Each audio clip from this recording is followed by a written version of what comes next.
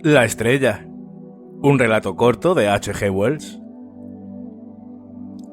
El día de Año Nuevo, 3 observatorios distintos señalaron casi simultáneamente una perturbación en los movimientos del planeta Neptuno, el más lejano de los que giran en torno del Sol. Ya en el mes de diciembre, el astrónomo Ogilvy había llamado la atención del mundo científico sobre una sospechosa disminución de la velocidad del planeta, noticia que apenas sí conmovió a una docena de sabios de esos que se pasan la vida con el telescopio asestado al firmamento. Y es natural que así fuese, por cuanto a buena parte de los habitantes de la Tierra no les interesa gran cosa lo que ocurre en un planeta cuya existencia les es poco menos que desconocida. Los agentes se preocuparon aún menos de las nuevas observaciones de Ogilvy respecto a la aparición de un nuevo cuerpo celeste, animado y lejanísimo, que había podido descubrir el referido astrónomo poco tiempo después de comprobarse la disminución de velocidad del planeta Neptuno. Los astrónomos dieron desde luego al asunto la importancia que merecía, aumentando su intranquilidad cuando advirtieron que la masa recientemente descubierta aumentaba cada día más de dimensiones, que se hacía más brillante, que sus movimientos eran por completo diferentes de la revolución normal de los planetas, y que la desviación de Neptuno y de su satélite adquiría proporciones sin precedentes. Sin tener cierto grado de cultura científica, ¿no puede uno darse exacta idea del enorme aislamiento del sistema solar? El Sol, con sus planetas, planetoides y cometas, flota en un vacío inmenso que la imaginación concibe difícilmente. Más allá de la órbita de Neptuno está el vacío sin calor, luz ni sonido, el vacío incoloro y triste, prolongándose 30 millones de veces 1.000.000 de kilómetros. Y téngase presente que esa cifra abrumadora es la menor evaluación de la distancia que sería preciso atravesar antes de llegar a la más próxima de las estrellas. Pues bien, excepto algunos cometas menos densos que la llama del alcohol, ningún cuerpo celeste había atravesado, de memoria de hombre, ese abismo espantoso. Júzgase ahora cuánta no sería al comenzar el siglo presente la zozobra de los sabios, viendo precipitarse inopinadamente en el sistema solar el extraño vagabundo señalado por Ogilvy, cuerpo sólido y enorme sin duda, a juzgar por las perturbaciones que originaba, temible intruso que llegaba del tenebroso misterio de los cielos con aviesas intenciones. El día 2 de enero, todos los telescopios de algún fuste pudieron ver al desconocido viajero sideral cerca de Régulo, en la constelación de León. Su aspecto era el de un punto, de diámetro apenas sensible. En pocas horas fue divisado con la ayuda de simples gemelos. Aquellas personas amigas de leer periódicos en ambos hemisferios pudieron enterarse el día 3 de que, en realidad, tenía inmensa importancia la insólita aparición celeste. Un diario de Londres tituló la noticia «Una colisión de planetas» y publicó la opinión de Duchesne, según la cual este recién aparecido planeta chocaría probablemente con Neptuno. Los escritores profesionales trataron el asunto con la extensión merecida. Los cronistas y gacetilleros se encargaron luego de familiarizar a los más legos en materias astronómicas con las ideas vertidas por los sabios. La tinta de imprenta corrió a mares, y 24 horas después la mayor parte de las grandes capitales del mundo se hallaban en la expectativa, aunque vaga, desagradable, de un inminente fenómeno astronómico. Durante la noche del 5 de enero, millones de ojos se fijaban en el cielo, para no ver otra cosa que las antiguas y familiares estrellas, tan brillantes y tranquilas como siempre lo habían estado. El astro apareció en el cielo de Londres un poco antes, en esos momentos en que Pólux desaparece y las estrellas comienzan a palidecer. Fue aquella una aurora tristísima de invierno londinense, aurora fría, sin arreboles, silenciosa, de luz malsana que luchaba desventajosamente con los mecheros de gas y los grandes focos eléctricos de los muelles del Támesis.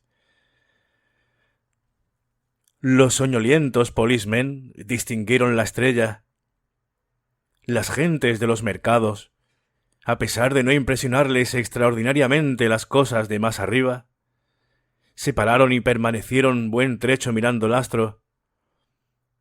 Los obreros camino de la obra, los repartidores de leche, los cocheros de los furgones de correos, los trasnochadores que regresaban a sus casas fatigados y pálidos, los vagabundos sin hogar, los centinelas en sus garitas, el labrador en la campiña, los cazadores furtivos, los vigías marinos, todo el mundo, en fin, que vive de noche, pudo admirar la hermosa estrella que acababa de aparecer en el occidente. La estrella era, sin duda, la más brillante del cielo, mucho más refulgente que la admirable estrella del sur. Una hora después de salir el sol aún seguía despidiendo el maravilloso astro blanquísima luz. Aquello fue considerado por el vulgo como anuncio de calamidades sin cuento. Los astrónomos, cada vez más preocupados, no abandonaban sus observaciones. En esto se trocó pronto la primera sobreexcitación en verdadero terror, al advertir que los dos lejanos astros, en su vertiginosa carrera, parecían perseguirse. Requiriéronse los aparatos fotográficos, los estetoscopios, todos los instrumentos necesarios para estudiar el nuevo y sorprendente fenómeno de la destrucción de un mundo. Porque un mundo, un planeta hermano del nuestro, mucho mayor que la Tierra, ciertamente, el que de modo tan repentino se lanzaba hacia la muerte. Neptuno debía haber sido herido de lleno por el astro extraño llegado de las profundidades del espacio, y a consecuencia del choque, sus dos globos sólidos se habían convertido en una inmensa masa incandescente. El día 6, 2 horas antes del alba, la estrella blanca y pálida describió su órbita en el cielo y desapareció por el oeste. Los más maravillados eran los marinos, esos habituales contempladores de las estrellas, a quienes no habían llegado aún las recientes observaciones de los sabios. En sus peregrinaciones a través del océano habían advertido la presencia del nuevo astro que, como una luna minúscula, subía, hasta llegar al cenit, pasaba por encima de sus cabezas, e iba, por último, a hundirse en el mar por el oeste con las últimas sombras de la noche. Cuando la estrella hizo su aparición en la noche del 7, multitudes ansiosas espiaban su llegada en las pendientes de las colinas, en las llanuras, en los tejados de los edificios. El astro surgía precedido de un resplandor blanco parecido al brillo de un incendio. Los que lo habían visto aparecer la noche antes exclamaban: «Hoy es mayor, hoy es más deslumbrador». Efectivamente, la luna misma, próxima a desaparecer más allá del horizonte occidental, era mucho más pequeña que la nueva estrella, comparando sus dimensiones aparentes, y desde luego mucho menos brillante, a pesar de hallarse casi en plenilunio. «¡Miradla!», decían las gentes aglomeradas en las calles. «¡Qué hermosa! ¡Qué brillante!». Entretanto, en los oscuros observatorios, los sabios que seguían el discurso del fenómeno contenían la respiración y se interrogaban con su mirada. «Se aproxima, está cada vez más cerca». Tales eran las terribles palabras de la ciencia a cada nueva observación. «Está más cerca», repetía el telégrafo, transmitiendo la alarmante nueva a millares de ciudades. Está más cerca, decían las gentes, sugestionadas por la idea de una posible catástrofe. Los empleados en los escritorios suspendían el trabajo para pensar en las fatídicas profecías de los astrónomos. Los transeúntes se detenían en las calles para interrogarse sobre el significado inimaginable del amenazador «está más cerca». Y esta intranquilidad, esta preocupación se extendía desde la ciudad a las aldeas, desde las aldeas a los campos. Los que habían leído la noticia sobre las azules cintas del telégrafo se apresuraban a comunicarla a todo el que encontraban al paso las damas aristocráticas. ¿Supieron la nada tranquilizadora nueva entre un vals y un rigodón? Sus bellas boquitas sonrientes y frescas formularon, poco más o menos, esta pregunta. ¿Es de veras que se acerca? ¿Es curioso? Esos astrónomos deben ser muy hábiles cuando descubren horrores semejantes. Y las hermosas seguían sonriendo y bailando, sin importarles, después de todo, que la estrella se aproximase o se alejase. Las gentes sin casa ni hogar, obligadas a ir de un lado para otro durante la noche glacial, con objeto de no morir de frío, se consolaban mirando al cielo y decían: «¡Qué bien haces en acercarte! La noche es tan fría como la caridad. Ven, si has de traer contigo calor bastante para reconfortar nuestros miembros ateridos». Una pobre mujer, arrodillada al lado de un cadáver y deshecha en amarguísimo llanto, exclamaba: «¿Y a mí qué puede ya importarme el que haya una estrella más?». El estudiante, levantado con la aurora para repasar el programa de exámenes, se distrajo de sus labores y, planteando un problema de física astronómica, empezó a hacer cálculos y más cálculos, mientras que la gran estrella blanca enviaba sobre la mesa de trabajo la pálida caricia de su luz azulada. «¿Centrífuga? ¿Centrípeta? Esto es», decía el estudiante, apoyando la cabeza en la palma de la mano. Detenido un planeta en su camino y suprimida instantáneamente su fuerza centrífuga, ¿qué ocurriría? Sin duda, obedeciendo el planeta a su fuerza centrípeta, se precipitaría en el Sol, y en ese caso... ¿Pero nos encontramos nosotros en su camino? El día siguiente fue como los anteriores. Con los últimos jirones de las tinieblas glaciales, se elevó sobre el horizonte el extraño astro. Despedía tanto brillo que la luna, en su cuarto creciente, parecía no ser sino un pálido y amarillento espectro de la nueva estrella flotando inmensa en su vaguedad del crepúsculo. El matemático se hallaba delante de un pupitre atestado de papelotes. Acababa en aquel momento sus cálculos. En un diminuto pomo veíanse aún algunos gramos de la droga que le había sostenido despierto durante 4 eternas noches. Durante el día, el matemático daba sus clases reglamentarias con la misma paciencia, con la misma sabiduría que de costumbre. Luego, terminados los penosos deberes profesionales, volvía a sus cálculos y a sus trabajos de sabio solitario. Su grave fisonomía hallábase fatigada y exangüe a consecuencia de la prolongadísima vigilia. Aquella noche el matemático se levantó de su pupitre con aire de triunfo. Llegóse a la ventana y contempló la estrella como se mira a los ojos de un enemigo valeroso. «Puedes darme la muerte», dijo el sabio, «pero yo te tengo como a todo el universo dentro de estos estrechos límites de mi cerebro. Y ahora», añadió dirigiendo una mirada desdeñosa al pomo de la droga, «eres inútil. Sustancia maldita. En verdad que ya no es necesario dormir ni estar despierto». Al día siguiente, el matemático entró en su cátedra con la puntualidad acostumbrada. Colocó el sombrero encima de la mesa, según su costumbre, y cogió un pedazo de tiza. Era esta una manía singularísima del maestro.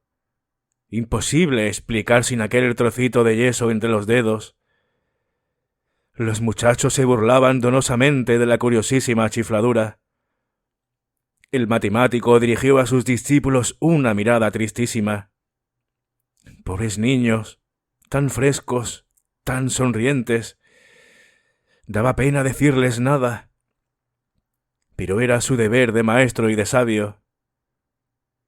«Hijos míos», murmuró, «circunstancias especiales, ajenas por completo a mi voluntad, van a impedirme acabar este curso. Hablando claramente, voy a deciros que el hombre ha vivido en vano». Los muchachos empezaron a comprender. Aquella noche la estrella hizo su aparición más tarde, porque su propio movimiento hacia el este le había arrastrado un poco, desde la constelación del León hacia la Virgen.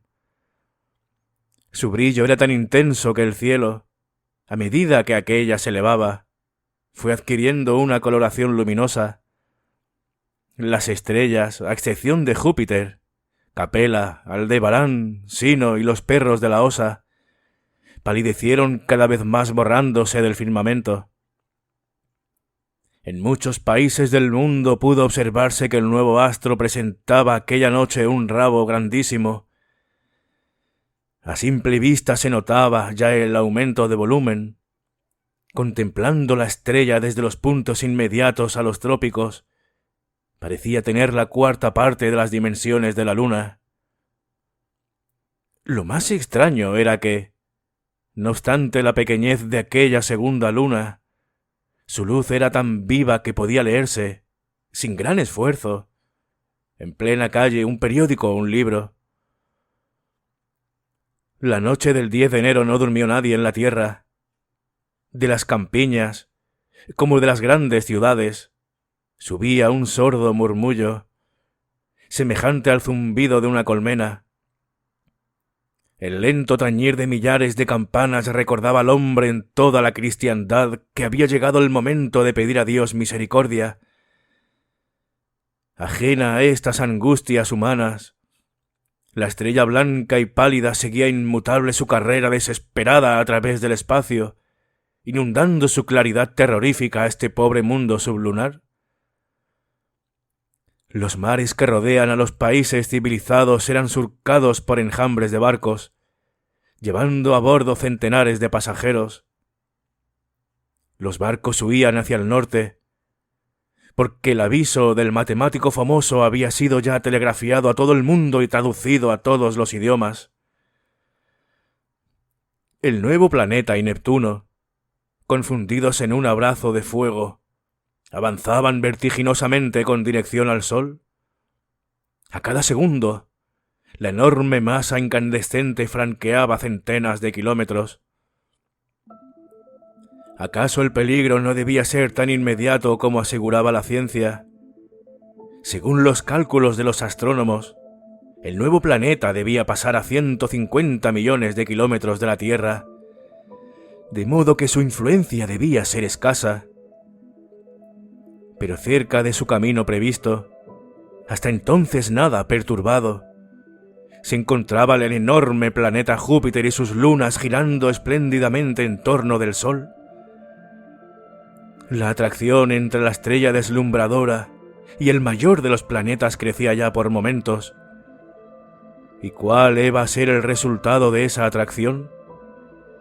Sin duda, Júpiter se desviaría de su órbita haciendo una curva elíptica, y la estrella ardiente, separada por atracción de su marcha hacia el Sol, describiría una curva y quizá chocaría con la Tierra, o al menos pasaría muy cerca de ella. En cuanto a las consecuencias de esta aproximación, ya nos había profetizado así el terrible matemático. Terremotos, erupciones volcánicas, ciclones, altas mareas, ríos desbordados y una elevación constante y regular de la temperatura hasta límites imposibles de calcular. La estrella seguía brillando con siniestros fulgores en la inmensidad del firmamento, como si tratara de confirmar los tristes vaticinios de la ciencia. Su luz fría y lívida era así como el anuncio inmutable del próximo cataclismo. Muchas personas que hasta aquella noche no la habían mirado con atención, pararon mientes en ella y advirtieron que, en efecto, el fatídico astro se aproximaba a ojos vistas, y aquella noche comenzaron ya a sentirse los efectos de la aproximación. El tiempo cambió bruscamente, convirtiéndose las ráfagas heladas de enero en brisas templadas de primavera. En toda Europa central se inició el deshielo. No vaya a imaginarse el lector que porque hayamos hablado antes de muchedumbres elevando al cielo sus plegarias durante la noche, o refugiándose a bordo de los buques huyendo en dirección a las montañas, se encontraba ya el mundo presa del terror infundido por la estrella. Nada de eso. El uso y la costumbre seguían aún dirigiendo a los humanos. Aparte de que las conversaciones versaban casi siempre en los momentos de ocio sobre el amenazador fenómeno astronómico, el 90% de los hombres continuaba entregado a sus quehaceres habituales. Las tiendas y almacenes abrían y cerraban sus puertas a sus horas de costumbre. Los médicos y las empresas funerarias proseguían su productiva industria. Los obreros concurrían a las fábricas, los soldados hacían el ejercicio, los sabios estudiaban, los enamorados se buscaban, los ladrones realizaban sus fechorías, los políticos redactaban sus programas de gobierno, las rotativas de los grandes diarios funcionaban con febril actividad. Más de un párroco se negó obstinadamente a abrir las puertas de la casa de Dios a las gentes atemorizadas, afirmando que el pánico de aquellos insensatos era absurdo e impío. Los periódicos recordaban que en el año 1000 los pueblos habían sentido algo parecido, creyendo próximo el fin del mundo. No faltaba algún astrónomo que, con la autoridad de su saber, intentara tranquilizar a la humanidad, asegurando que, después de todo, la estrella no era acaso un cuerpo sólido, sino una masa de gases inflamados, y que su choque con la Tierra, de verificarse éste, no podía tener las consecuencias desastrosas que alguien había vaticinado. Aquella noche, precisamente según los avisos del observatorio de Greenwich, la estrella iba a encontrarse en el punto más próximo a Júpiter.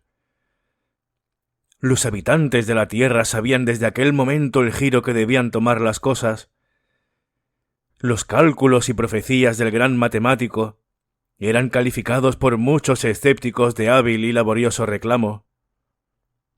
Por último, el buen sentido, algo acalorado por las discusiones, evidenció sus convicciones inalterables yéndose a acostar.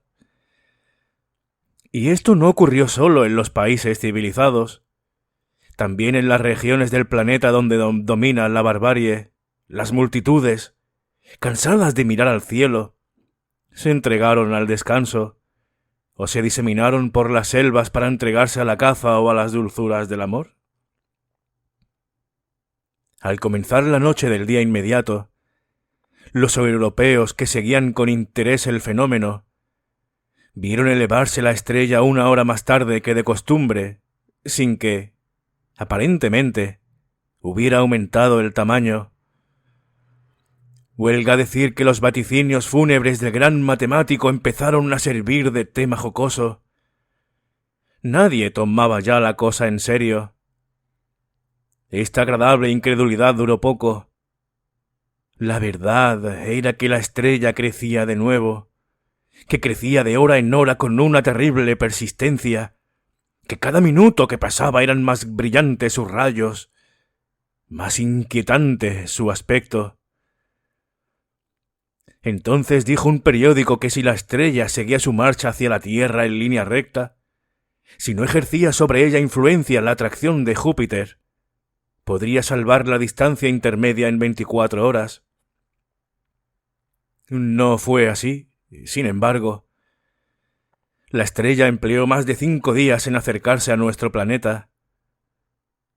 Durante la noche inmediata su volumen aparente era el de una tercera parte de la Luna. Cuando apareció sobre el horizonte en América, tenía el mismo tamaño que nuestro satélite, despidiendo una claridad cegadora y, si vale la palabra, quemante. A medida que ascendía la estrella en el firmamento aumentaba la violencia del aire, un aire caliente como el que precede a las tempestades de verano. En Virginia, en el Brasil y en el Valle de San Lorenzo, el astro brillaba de modo intermitente, a través de densas masas de nubes que corrían con velocidades y aspectos fantásticos, iluminadas a veces por relámpagos de color violeta oscuro, y que arrojaban de vez en cuando sobre la tierra granizadas de una violencia desconocida. En Manitoba ocurrieron inundaciones terribles por la rápida fusión de los hielos. La nieve empezó a derretirse aquella noche en todas las montañas de la tierra. Los grandes ríos que procedían del interior de los continentes empezaron a arrastrar en sus aguas enturbiados cadáveres de personas y de animales, que quedaban luego depositados sobre las tierras bajas. Los desbordamientos se sucedían cada vez mayores, arrasando ciudades y devastando campiñas. Las muchedumbres huían del mortal abrazo de las aguas, escalando en confuso tropel las montañas. En todo el litoral de la América del Sur y en el Atlántico Austral llegaron las mareas a un nivel jamás conocido. Las tempestades empujaron las aguas tierra adentro 40 y 50 kilómetros. Muchas ciudades enteras quedaron por completo sumergidas. El calor se hizo insoportable aquella noche, como que la aparición del sol a la mañana siguiente pareció llevar consigo la frescura de las sombras de la noche. Los terremotos eran ya violentísimos y numerosos, especialmente en toda América, desde el círculo ártico al Cabo de Hornos. Ante aquel incesante trepidar de la tierra, abriéronse los flancos de las montañas, desaparecieron islas y promontorios, se desplomaron a millares edificios y muros, aplastando un número incalculable de gentes. Una vertiente de Cotopaxi se hundió tras de rápida y vasta convulsión, dejando paso a un mar de lava tan alto, tan ancho, tan rápido y tan fluido que sólo tardó un día en llegar al océano. La estrella, escoltada por la oscurecida luna, atravesó el Pacífico, llevando en pos de sí, como si fueran los paños flotantes de una túnica, el huracán y la ola gigantesca, espumosa y destructora. El huracán y la ola, inconscientes trabajadores de la muerte, ejecutando su siniestra obra sobre las islas, hasta no dejar rastro humano sobre ellas.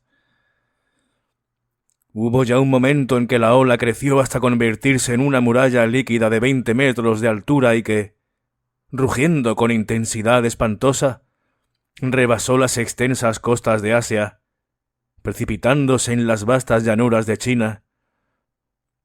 La estrella, cada vez más fulgurante, más enorme y más ardiente que el sol en toda su fuerza, era contemplada por millones de hombres enloquecidos por el pánico, que huían, sin derrotero fijo, mientras que la muralla de agua salobre avanzaba sobre los campos, penetraba en las ciudades y sembraba por doquier la destrucción y la muerte.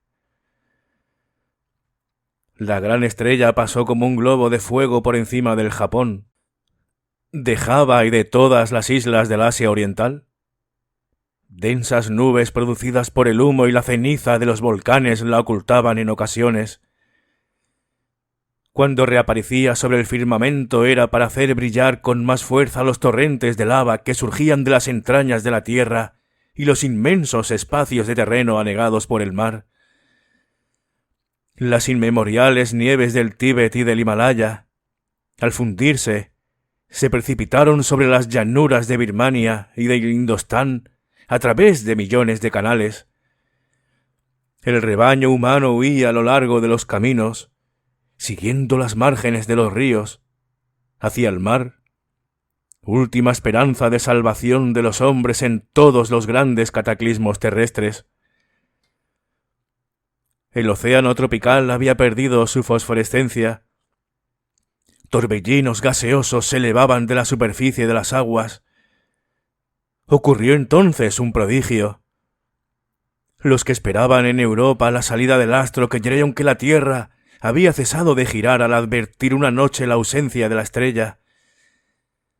En medio de una incertidumbre espantosa transcurrieron horas y más horas, sin que apareciese en el horizonte el astro amenazador. Por primera vez desde hacía mucho tiempo pudieron contemplar los hombres la magnificencia del cielo estrellado. 10 horas después surgió la estrella. El sol salió a los pocos minutos. Su masa iridescente parecía un disco sombrío, recostándose sobre el fondo luminoso y blanco de la estrella. Calamidades sin cuentos seguían afligiendo a la tierra. En una noche se inundó toda la llanura del Indostán desde el Indo hasta las bocas del Ganges.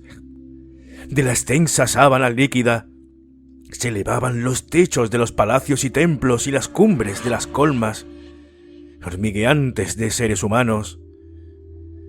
Cada minarete era una masa confusa de gentes que caían en racimos sobre el negro abismo de sus aguas a medida que el calor y el pánico aumentaban. Del país entero partía un lamento ininterrumpido y penetrante. De improviso, una masa oscura empezó a ascender sobre el horizonte y pasó por delante de la estrella con una rapidez aterradora. Aquella masa opaca y sombría era la luna. Muy pronto pudo observarse en Europa que el sol y la estrella salían simultáneamente. Ambos astros parecían perseguirse al principio con furia. Luego disminuían su carrera y se detenían en el cénit confundidos en flamígero abrazo. La luna no eclipsaba ya a la estrella y parecía alejarse en el esplendor de los cielos. Aunque la mayoría de los humanos que quedaban con vida contemplaban este grandioso espectáculo con la estupidez que engendran el hambre, la fatiga, el calor y la desesperación, hubo alguien, sin embargo, que supo apreciar el significado de aquel aparente alejamiento de la luna y aquella aparente persecución del sol por el nuevo astro. Sí, la estrella y la tierra, después de haberse encontrado cerca, comenzaban a separarse. El astro perturbador se alejaba con velocidad vertiginosa en la última fase de su caída hacia el sol.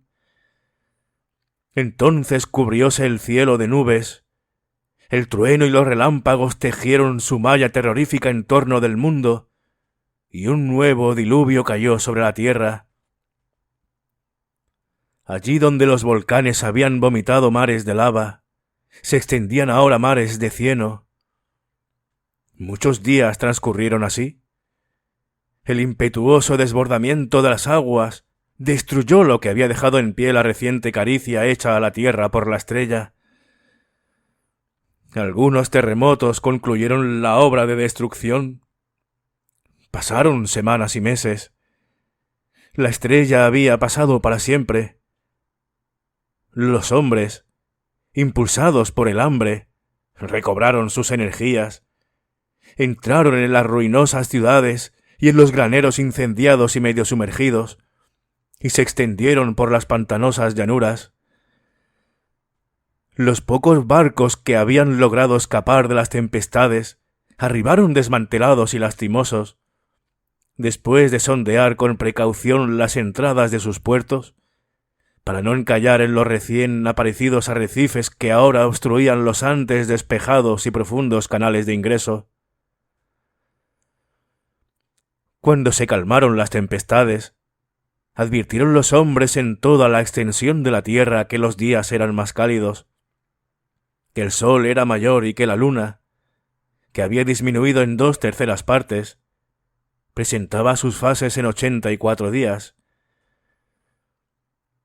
La presente historia nada dice de la nueva fraternidad nacida entre los humanos, ni de cómo lograron conservarse las leyes, los libros y las máquinas, ni del extraño cambio operado en Islandia, en Groenlandia y en el litoral del mar de Baffin, países desolados y yermos con anterioridad al cataclismo, y ahora alegres y abundantes de vegetación, cual pudieran comprobar los marinos en sus nuevas expediciones.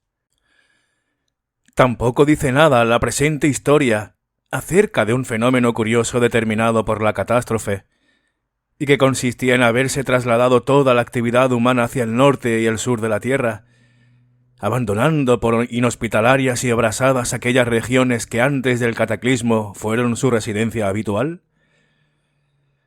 Nuestro papel de historiadores se limita a esto, a dar cuenta de la aparición y desaparición de la terrible estrella.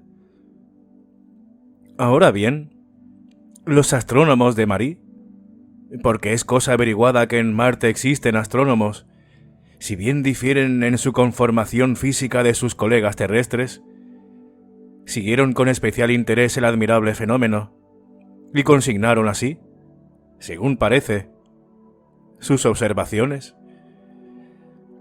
Teniendo en cuenta la masa y la temperatura del proyectil lanzado a través de nuestro sistema solar, es para causar sorpresa al poco daño que ha sufrido la Tierra, no obstante haberse encontrado a tan escasa distancia del viajero sideral. Puede observarse, en efecto, que siguen inalterables todas las antiguas demarcaciones de continentes y las masas oscuras de los mares.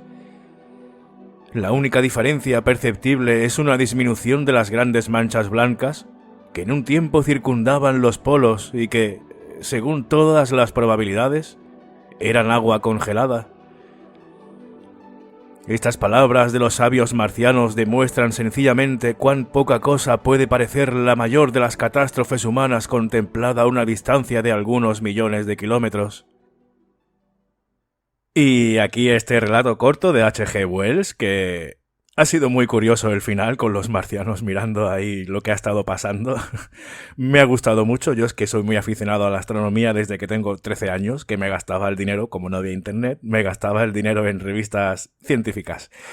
Espero que hayas disfrutado tanto del relato como de la lectura, y si es así y no quieres perderte el resto de lecturas, pues muy importante suscribirte y además también activar la campana que hay al lado del botón de suscripción, así YouTube te avisa cada vez que suba una lectura, ya que a veces le cuesta eso de compartir los vídeos. Muchísimas gracias también por esos me gusta que me ayudan muchísimo y por tu compañía, y nos veremos en la siguiente lectura. Hasta luego.